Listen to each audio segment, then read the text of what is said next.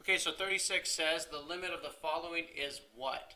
Well, if I'm looking at this, something should catch my eye as far as the layout that you see. I have h approaching 0, and it's the function looks like f of x plus h minus f of x over h as h approaches 0. This is the definition of the derivative. This is f prime of x. Okay? So what I need to do, the shortcut of this was, if I can identify what f of x is, then I can take the derivative of this, and that is my answer for what you see here. Okay? So if I'm looking at what my function is defined as, my function is the natural log of something. The natural log is the function part.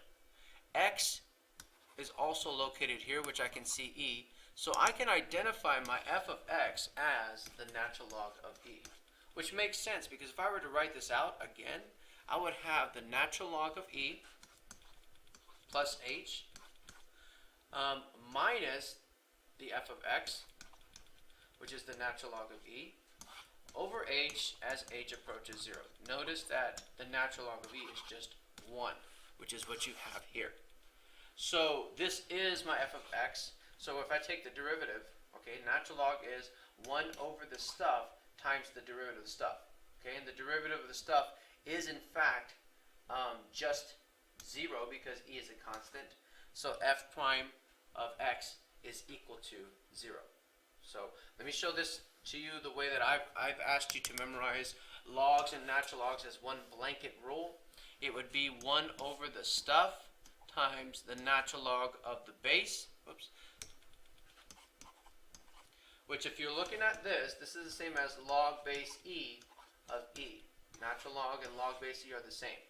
So my base is here, and then I multiply by the derivative of the stuff. Well, the derivative of e, because e is a constant, is still going to be 0. So this whole thing will go to 0.